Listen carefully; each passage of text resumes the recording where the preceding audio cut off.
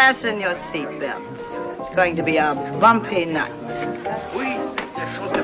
Hello and welcome to the Bencher Movie Club. My name is Ben. I'm Charlie. And today we're doing the 1950 movie All About Eve, starring Bette Davis. Why do you have to think about that? I don't know why. I'll do the actors and stuff anyway. Yeah, written and directed by Joseph L. Mankiewicz, who done No Way Out, Guys and Dolls and Sleuth. It stars Bette Davis, who's in Whatever Happened to Baby Jane and Watcha in the Woods. That's not one of her most famous ones, I Watch in the Woods. No, but I liked it because they both said what. Oh, okay. Do you know she's the same age as Rosie in this? Really? People looked older back then though, didn't they? Yeah, I know. They looked older. And she fell in love with one of her co-stars, Gary Merrill, who plays a fella in it. That's right. I think that's the one that she had the baby with. Did she have a daughter with her? BD. I think that's her daughter that she had. She had one biological daughter who was in Whatever Happened to Baby Jane. She played the neighbour's daughter in it. Right. What year was Whatever Happened? 62. So would she be in about 12? 12? Maybe not. No, probably from a previous marriage, but she fell in love with this guy, Gary Merrill. You've also got Anne Baxter, who plays Eve of the title. She's in I Confess and 10 Commandments. She sadly died in 1985 of a brain aneurysm. She was 62. Oh, it's young. You've also got George Sanders, who I think has the best actor's voice ever. Because I've seen him in other things and I always say, that's the best voice of any actor. He's the critic in it. He was also in Rebecca. Oh, out of Hitchcock. Yeah, and he was the voice of Shere Khan in Jungle Book. You know, like, yes, I'll find the man cub. Yeah. He's got a fantastic voice. He died in 1972, age 65, suicide by a barbiturate overdose. Ooh. He won a Best Supporting Actor for this. But, yeah, his story is quite sad. You can put sad music over this bit if you want. In the late 1960s, he became reclusive and depressed after the death of his third wife, his father and his brother, all within the same year, and followed by a failed investment which cost him millions. He had a minor stroke which led to him not being able to play the piano, so he dragged the grand piano outside and smashed it with an axe. His on-off girlfriend persuaded him to sell his beloved home in Mallorca, which he later regretted. And then he just checked into a hotel and overdosed on barbiturates. And his suicide note read, "Dear world, I am leaving because I am bored. I feel I have lived long enough. I am leaving you with your worries in this sweet cesspool. Good luck." God, what would you made of today? The world today? I think it's a lot better back then than it is today. Yeah, maybe.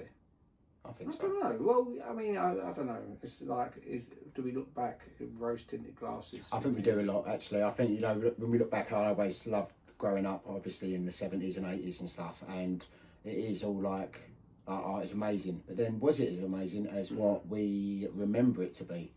I think it was a very good decade to grow up in. I loved growing up in the 80s. Oh, yeah, I did. I'm pleased that I grew up in the 80s and then the 90s.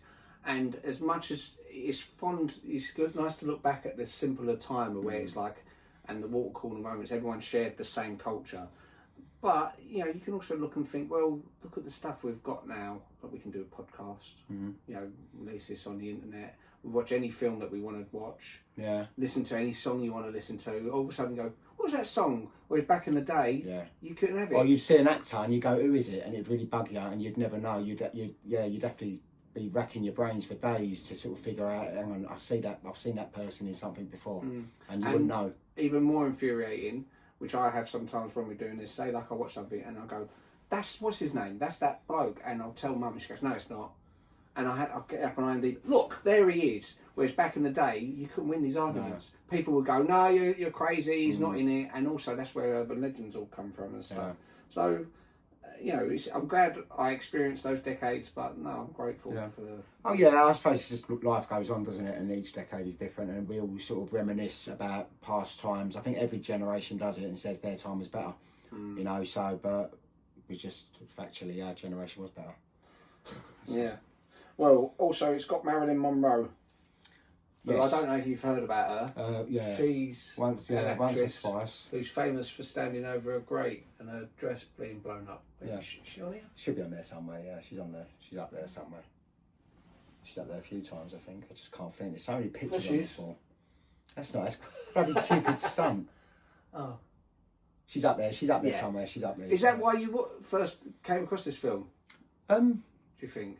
Because I don't know. I liked Bette Davis and Joan Crawford. I don't know why. From a young age, I liked them. I think I first see her. Obviously, I think the first film I see Bette Davis in was Watcher in the Woods, but I didn't like her from that. I didn't know who she was in that because I wouldn't have known she was a celebrity in that film because she's just part of the cast. But I think she was a brilliant actress, Bette Davis, and yeah, Whatever Happened to Baby Jane is just a fantastic film, and I think that's what I sort of started. That might have been my first sort of film that I watched with her in it, and then I don't know why, but I just knew that she was a big deal, and I sort of started watching a few more of her films. And this film, All About Eve, I really liked. I like the idea of it, and it's a good story. You know, like the young actress, sort of in awe of this older, like really well known actress, Sort of and then copying her, and then sort of basically ultimately taking over. That's why it reminded me a little bit of Single White Female. Yeah. Obviously, different kind of premise, Yeah. but no, yeah, I liked it. Did you? Yeah, 'cause you've No, I never seen it liked it. before, have you? Also, it was parodied in The Simpsons, It's parodied quite a lot. but they've done an entire episode which is called All About Lisa, and it opens at this award ceremony, and it's got that Sideshow Mel discussing this is about Lisa, and it's got Krusty the Clown's really on it because she's Krusty's assistant and she ends up overtaking him. I ain't seen it. Yeah, it's a newer one. I don't really like the new ones, but it's worth watching because you like this film. You can watch it and go, oh, okay. It is. It's mentioned in lots of other films. It's got a famous line in it, which is "Fasten your seatbelts. It's going to be a bumpy night." That was like a really well-known line. What's that? It's when she's walking. When she's having a party. When Marilyn Monroe turns up and she's walking up the stairs and she says, "Fasten your seatbelts. It's going to be a bumpy night." That's like a famous line from this film. I think it's the most famous line from this film. But yeah, no, I recommended this film to you because you like the old black and white films, and I've seen so many that you might not have seen. And I thought this is nice to do an old black and white because it's to mix it up a little bit, you know.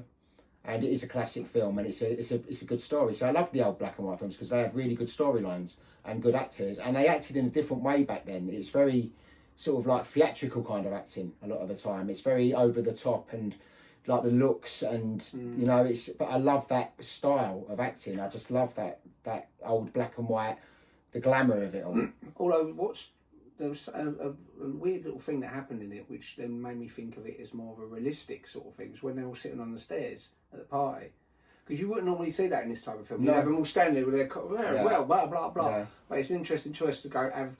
Let's just have them all sitting on the stairs, which is quite realistic because that's what happens sometimes at parties. You all sit on the stairs and have a little chat. You know, just a close group of friends. Yeah. Oh, I'm glad you liked it. it. I thought you'd like it. It's quite a long film. I think it's over a couple of hours, isn't it? Yeah, it's up about 2 hours 10, I think. Yeah, but you don't sit there bored with it. It doesn't drag on. No, and it didn't exactly go the way I thought it was going to be. Because the good thing is I didn't know anything about it. So I genuinely believed her that she was like this good girl. That she was like just an innocent sort of like, even though at the very beginning it shows that she usurps Bette Davis and she becomes the new starlet and stuff. I thought it was going to be one of those things where Bette Davis is really bitter and going, "No, you all love her now," but she doesn't. She sort of at one point just goes, "Oh, okay, well that's fine," and she's happy to go off with her bloke. Yeah. But then you see Eve's true nature, and she's being like. And then it sort of looks like at the end, a spoiler if you haven't seen the film, it's like it's going to happen to her. With her little is it understudy or something, and a little fan, yes, who's sitting in her room. Yeah. Because like when she switches, it's like what goes around comes around. Yeah. She's going to get the same thing happen to her. And you know she is because the way she sort of looks. Yeah. And that was Barbara Bates who played Phoebe in it. She was most famous in America. She was in a sitcom called It's a Great Life. Oh, I don't know that. But she died in 1969. Oh, so even younger. She was only young as well, wasn't she? She was 43 when she died. Cool, My age. She suffered from depression. She kept losing roles. She put her career on hold while she kept care for her husband, who had cancer. He died age 67, so obviously he was a lot older than her. She grew more depressed, and then she remarried a childhood friend, but despite this she got even more depressed, and eventually she killed herself in her mother's garage by carbon monoxide poisoning. Oh, sad, isn't it? A lot of people, like, when you look into their story, like into their stories, they've all had quite depressing lives in the olden days, haven't they? Like, yeah. And I think a lot of it is to do with, because say like the film was 19 years before she killed herself, so 43, so she would have been like, what, 24? Something like that. So she was a young actress. She had this little part at the end of All About Eve, but even though she had this small part, it's quite an important part because it's like the punchline of the film. It's like, this is going to happen again. Yeah. And loads of the critics at the time said, we don't know who that girl is at the end because she was new, but she's going to be a star. Yeah. So obviously, all of a sudden, it's like everyone's talking about you, raving about you in this film. I wonder why she didn't then suddenly go on to be anything more. Well, it's also the luck of the draw, isn't it? Like, you pick films, someone shows you a script and says, do you want to be in this film? It's about, like, loads of apes on a planet. You go, no, I don't want to do that. And all of a sudden, it's Planet Apes or something like that. I'm not saying that's what she was offered, but I'll tell you a good example of that. See, like Sean Connery. Now, obviously, Sean Connery had already cemented himself, but notoriously, he turned down The Matrix. He was going to be the Lawrence Fishburne character, the teacher, the trainer. Because when he read it, he said, I don't understand this. I don't get it. Turned out to be a huge film, biggest film of the year, and turned into like a trilogy. And he went, oh God, I mucked up there. So the next script he was offered was Lord of the Rings. It was going to be Gandalf. And he read it and went, I don't get this. I don't understand it.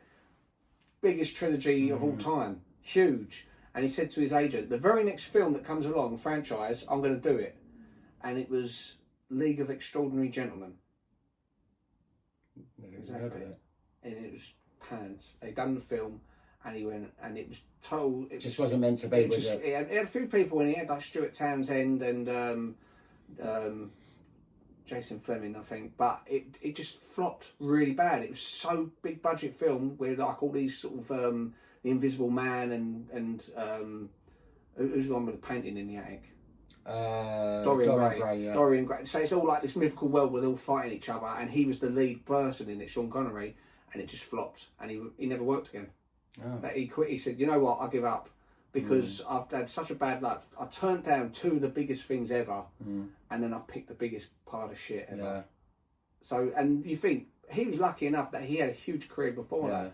But if you're a young actress and you make them mistakes, and all of a sudden you're like, shit, I'm no longer 24 now. And if you peak too soon as well, I think, if you peak too soon, then that's a problem as well, because then you're fighting to find that kind of level of fame again. Yeah, because you think it's going to be there forever when it comes. So footballers make the same mistake, and they're really stupid about it, because they get all this money when they're in their 20s.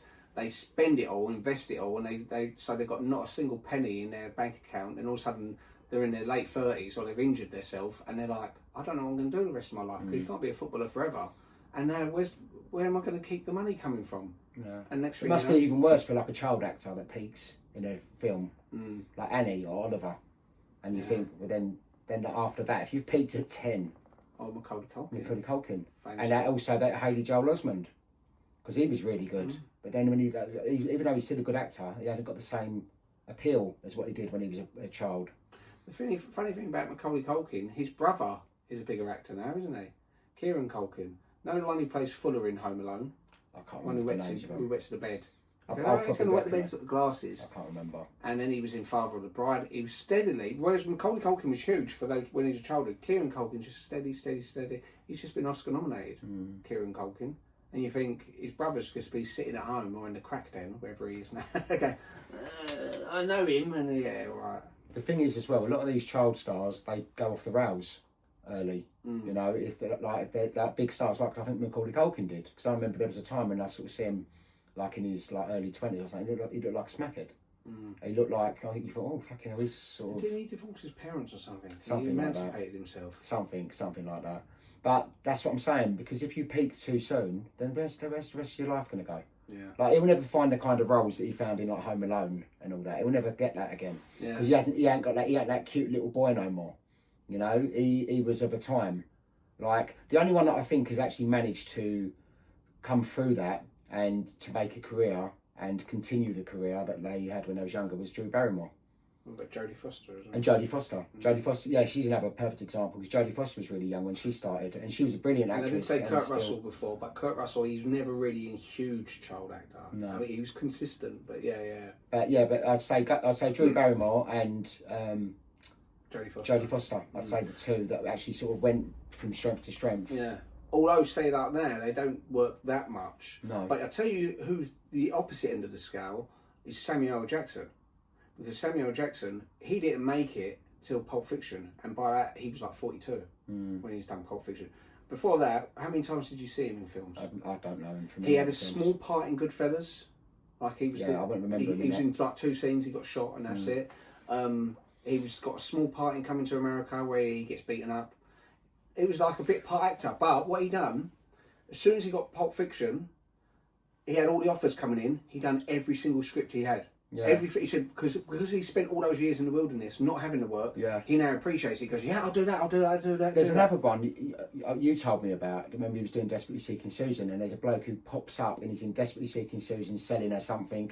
Then he's in another. Yes. And then he goes on to be in Breaking Bad or something. Yeah. You know, but you said, and he was in Trading Places. He's behind Eddie Murphy in the police cell. So he had very small roles, but in big films. Usual Suspects. And he got bigger and bigger as he got older. And now he's getting bigger roles. Yeah. And that is a much better curve. Yeah. Just to start off small, work your way have up. a little one scene in these really big films that it looks good on your resume. Oh, I've been in this and that and this, like all these big like really well known films, and and then sort of go from strength to strength. That's the best way to do it. I'd rather that way. Oh yeah, you wouldn't rather be a kid who ends up on Smack when they're 20. Tempting, but nah.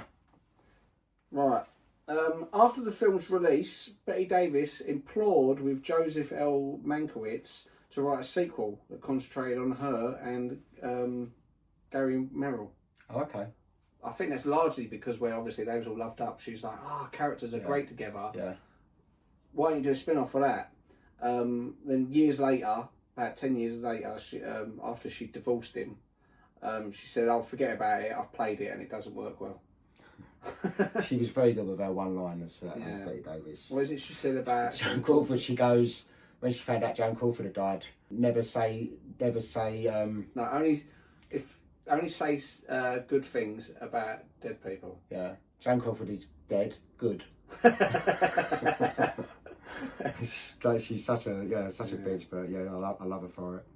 Shortly after this film, Marilyn Monroe started assuming a different personality, rather emulating that of the actress playing Phoebe, complete with her mannerisms as well as the breathless voice that Anne Baxter assumed here for the role of Eve. All About Alice from 1972 is a spoof of this film, but it's got all drag queens in it. Oh, well, okay, I've never heard of it. I've heard of it, I've never seen it. All About Alice. No? All About Eve is the only one I've heard of. And this was tied as the most Oscar nominations for acting with 6 apiece. Because you think there's 4 categories, but there's 6 of them had been nominated.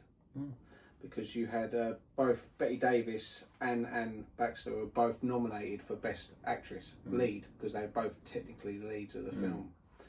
They lost out to Judy Holliday for Born Yesterday. And it beat out Father of the Bride for Best Film and Sunset Boulevard. So Father of the Bride, I've done a podcast on the remake of it the other week with Sunny.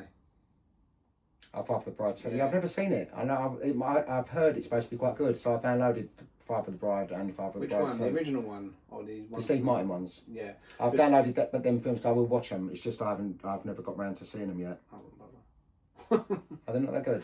It's okay. He loves them, but I think it was largely because it was things when you watch as a kid. You watch something, Right. And I watched it, and I thought I never laughed. It was harmless. It's something you could have on in the background. Say if you're doing something on a Sunday afternoon, It's just doing easy Sunday brunch, watching. have it there and go, oh look what they're up to now. It's not it's not over the top comedy. No. But it's very sort of, I call it like soft core. Oh, okay. Oh, well, I might not bother now then. Gary Merrill described the experience of working with Marilyn Monroe in his autobiography as occasionally frustrating. He describes a dinner party that Bette Davis hosted the night before she and Monroe were to shoot a scene together. The party went on quite late, he recalls, but Marilyn excused herself early because she had some work. She had to work the next morning. We all knew the scene Marilyn had to work on the next morning was really Bette Davis's scene, and that Marilyn only had a few lines. Betty had more, and she was more of an experienced actress and accomplished the scene with little bother. It had to be done in 10 takes, however. Marilyn kept forgetting her lines, but she was known for that. She did good. But then, even though she was, a lot of people was frustrated with working with Marilyn Monroe, the finished product, like, she always come alive. Like, so they always got the takes out of her. It might have taken more takes. Like, Some Like It Hot was famous for that. Like, I think that's why Tony Curtis got the amp of her. But then I think when you look at her in that, then you think, oh, she's just brilliant. But you don't see like the outtakes and stuff. Obviously, as another actor, it might be frustrating. As you said with him, he might have done a perfect take like 10, 20 times. And each time he's having to then do it again and again because her lines are not. Yeah. She's not got her lines. But I mean, I love Marilyn Monroe anyway. So she can't do no wrong in my eyes. But if she looked like Heather Trott, would she have had the same career? No, I very much don't. So tell us what the film's about anyway. You ain't even... Yeah, the film is about, it's like she's, Bette Davis plays this like really sort of famous actress, and she's like a theatre actress, and this young woman comes to see her every single performance, and she notices her in the audience. Her friend notices her as well, doesn't she, on the outside? Yeah, she's always sort of there for every performance, and then she says, oh look, she wants to meet you, and she goes, oh, I recognise her, and she's coming anyway. She gets a job as a sort of like maid, PA sort of thing. It's like that kind of thing. And then so she slowly gets her feet under the table, and you think, oh, she's all innocent and stuff, but then you realise she's quite calculating, and she sort of slowly starts like basically taking over her career. She sort of there's the situation where the car breaks down, and then so she has to go on as the understudy, and she blows it out the water, and she becomes this celebrity. Then she becomes this famous actress because of that. So was it Bette Davis's friend's fault that the car broke down? I don't know. Because I remember then, because there's a bit afterwards, she then blackmails the friend. Well, you want them to find out you'd done that. Yeah, I think it was all done. Yeah, that's what I'm saying. It's all very slyly done, and she knew what she was doing, but in a way that she can't actually be blamed for anything. No. You know, but she was very calculating in the way that she wanted to be this celebrity. She wanted to be this star, and she ended up taking over as her understudy, and then she became this big movie star after that. She's a very good actress, Bette Davis, and she's very good in this. Yeah, I liked it, as I said, because in my head I thought I knew where it was going to go, and I thought, oh, okay, I'll get the idea of it. So but I liked that it showed all these other characters, and in the end, even though Bette Davis was a bit of a diva in it, she's sort of content with her life. I like that where see like when that Eve tries it on with her fella, and he knocks her back. Yeah. I think I like that for once. Because I thought, oh, it's going to be one of those things like she's going to go under the covers and start sucking him off. Well, no, she wouldn't do that in one of these but films, in single white female. Yeah, but that's in the 90s. This is like the 50s. They didn't do things like that. Okay, well that happens, Ben, in life, alright? Hasn't happened to me yet, but it happens. And like you thought, oh, she's going to end up stealing him away from her somehow. Maybe this is the first rejection, but I like that he was like, no, he was loyal. Yeah, he was loyal. You know, and you should see more things like that in cinema because people are influenced by characters they see on screen. They look and they go, oh, so he's a good character, and this is what a good character does. So I'm going to sort of follow what he does. Yeah. I liked the dynamic between. I liked the as I said, the George Sanders, the critic, where he was so sure of himself, that sort of British air, and they're all sitting at the table. He sort of just started says cheers to him and stuff. You can see how the relationships change between people. Yeah. Because at first they all like Eve. Yeah. They're like, oh yeah, she's lovely, and then I like the beginning. You see all of their faces all looking as she's getting the award, and you sort of think, oh, what's happened here then?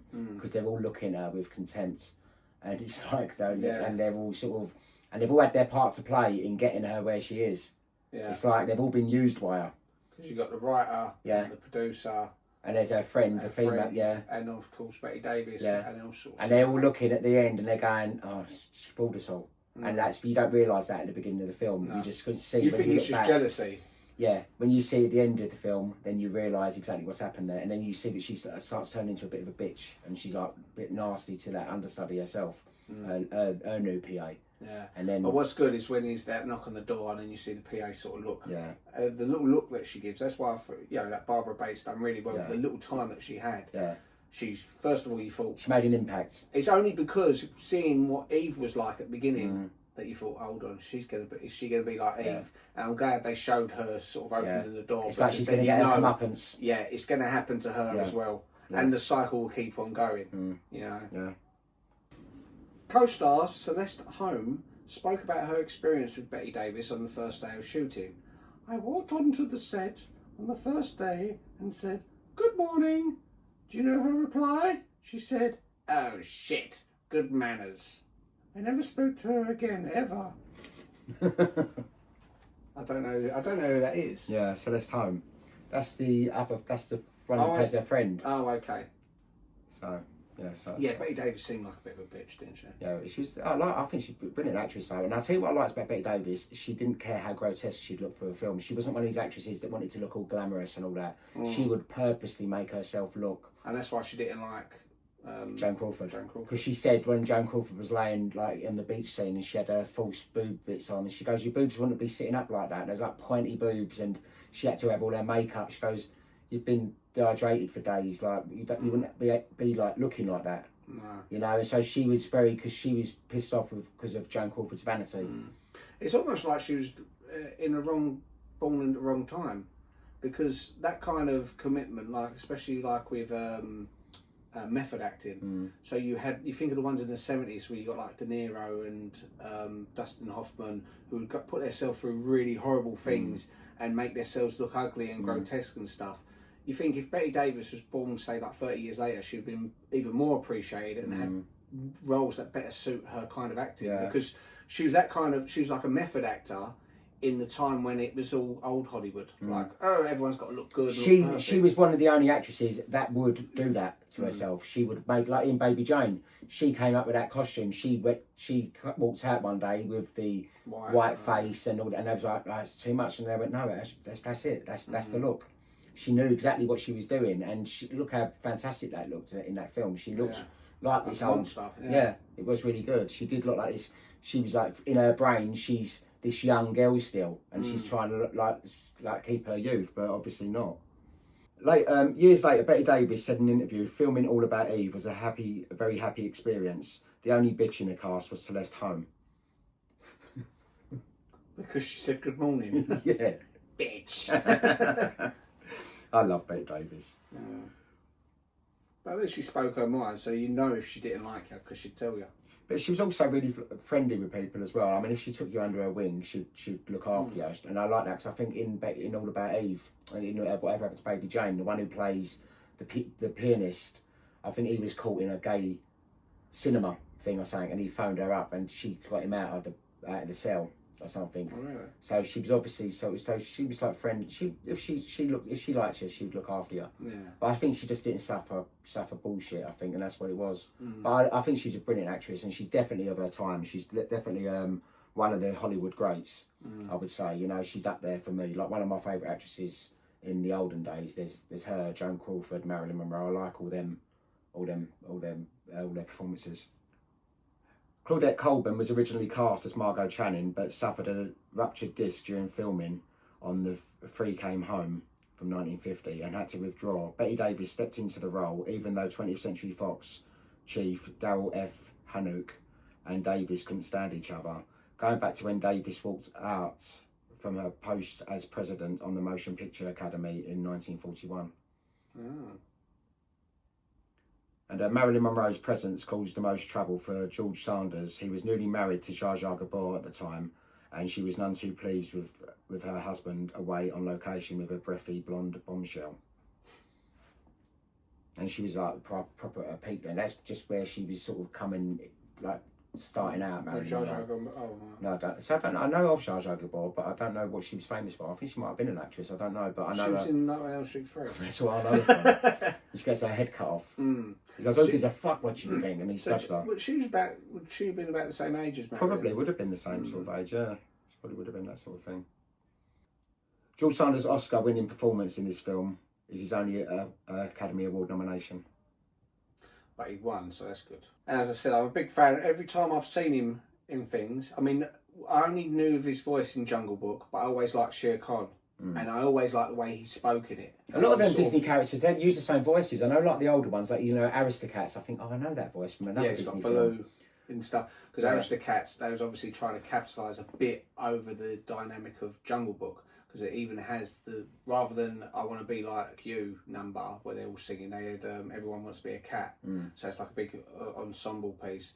And also they used him for, I can't remember his name now, the guy who does Baloo's voice. And he was in Robin Hood as well, so they used those. You can tell the voices are very, you go, oh, I know that voice from, some of them you can actually pinpoint the exact character it plays in another Disney film, but some of them you think, I know they're from other Disney films, from that old school era. Yeah. Like, because they're different. I think Disney films are come in chunks. I think you've got like from Snow White to round about Bambi or Pinocchio. What's it? When did it change? You got Snow White and Bambi, Pinocchio, Dumbo. Aristocats. Well, no, before we get to Aristocats, so you got the early ones, Right. Dumbo and Fantasia there as well. And then there's like the 70s ones, there's like Aristocats, Rescuers, 101 Dalmatians, no, that was the 60s.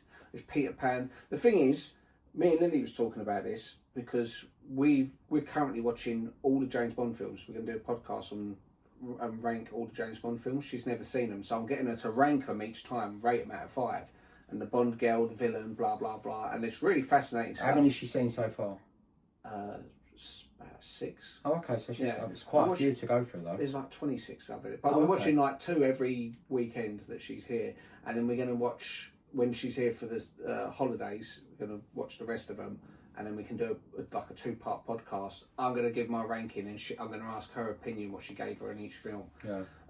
Anyway, and she said, after we do that, can we do it again, but with the Disney films? I want to rewatch all the Disney films. I'm like, yeah, I'd love to do that. Rank the Disney films. See, I like the old. I think maybe it might be a generational thing. I love like all from Snow White all the way down to when it started getting a bit silly in the 90s. I think after Lion King was the last. Lion King was probably one of the last ones. Little Mermaid, I like that. That was a right. No, because you had Little Mermaid, Beauty and the Beast, Aladdin, Lion King. I loved all 4 of them. Then they had Pocahontas, which I was like... See, that's when it goes for me. It disappears. But the thing is, in fairness, I've never seen Tarzan, Mulan, Hunchback of Notre Dame, and they're the ones after that, and I just went, I've seen little clips, it doesn't appeal to me. No. But I've had other people say, no, you've got to give them a chance. So we're going to watch all the 2D ones, all the way up. So basically every Disney film of the 20th century we're going to watch, and we're going to rank them, and then rate them based on their songs, based on the story. I just like the feel of the older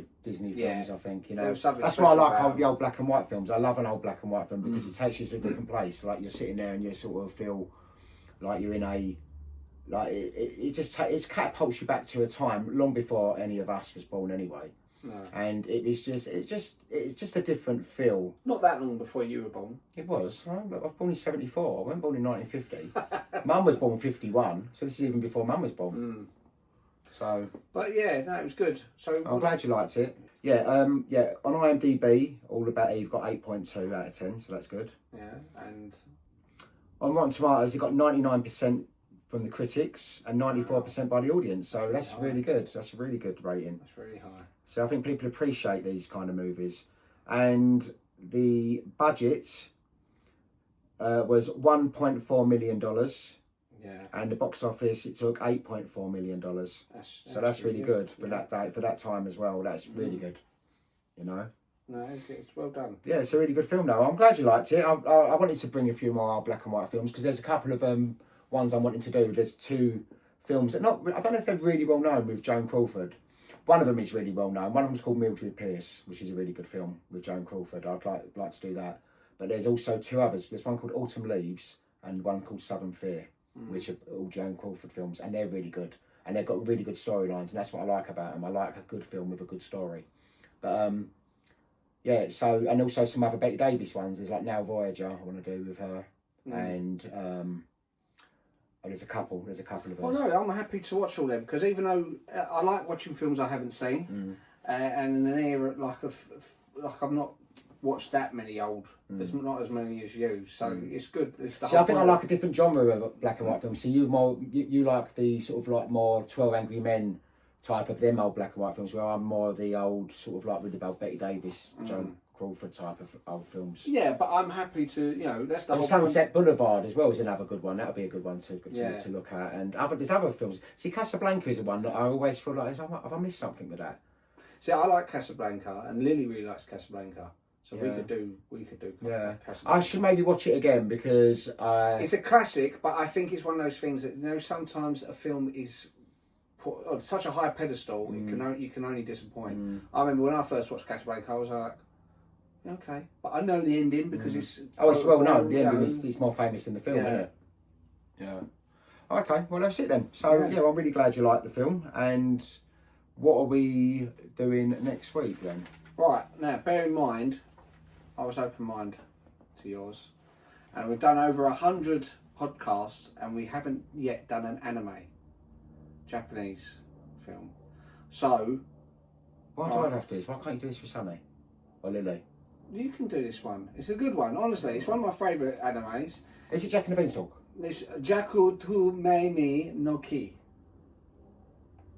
What the fuck is that? Jack and the Beanstalk. Is it Jack and the Beanstalk? Oh, okay, I like that one. Jack and the Beanstalk from 1974. I love the old Jack and the Beanstalk. Oh, as I said, it's Jaku to Meimi no Ki. Yeah, well, no, we're not doing it. Okay, all right, Jack and the Beanstalk. You can watch the English dub. It's from 1974, yeah, that's it. Oh, that's the good. Oh, okay, I like that. Which I love the songs in that film. So catchy. I put them songs on my YouTube page, and they've had more views. Like, there's 4 songs I think I put on it from Jack and the Beanstalk. They've had like hundreds of thousands of views by people. They're people are liking these videos even up to this day. I don't know how many views they've had on them, but they're quite popular on my YouTube page. Yeah, I've always liked it. I always thought of it, funny enough, like a Disney film almost, because of the songs. Because of it's very catchy songs. Also, Disney always used to take the classic old stories, kids' stories, but it never done Jack and the Beanstalk. Yeah. No, well, they done a Mickey Mouse one, but no, really but I mean they could have done a proper Jack and the Beanstalk film. I reckon that would have been a really good Disney film, because that's also Hansel and Gretel they never really done. That would have been quite a good film as a Disney, with a right horrible Disney witch kind. You know, like the old sort of like Cruella de Vil's and that Medusa woman, whatever her name is, out of Rescuers. Yeah. You know, the redhead one. They do a villain good, so they could have had a really also good think witch. of Mr. Winder for them. Oh, they have. They would have been perfect in like the 60s, 70s, or 80s. Yeah, you know, but So Jakutu Memi no Ki. Yeah, it's a Jack and the Beanstalk from 1974. But it's the English version, well, the American version we're doing. Yeah. But yeah, no, I love them songs in it, and it's a good film. And it is quite creepy as well, and it's really unusual. It's really trippy. It is quite trippy. We'll talk about it next week. Yeah, okay, right, yeah. All right, well, I like that one, and so I'm happy enough to do that. So, so join us next week for 1974's Jack and the Beanstalk, or what else is it called? Jaku to Memi no Ki share. Yeah, stop saying the shares when I'm doing mine. It's funny when I'm doing yours. All right, thank you very much, and we'll catch up with you soon. Yes, thank you. See you later. Bye-bye. Bye. Bye-bye. Thank you, Mr. Phoebe. Well done. I can see your career rising in the east like the sun.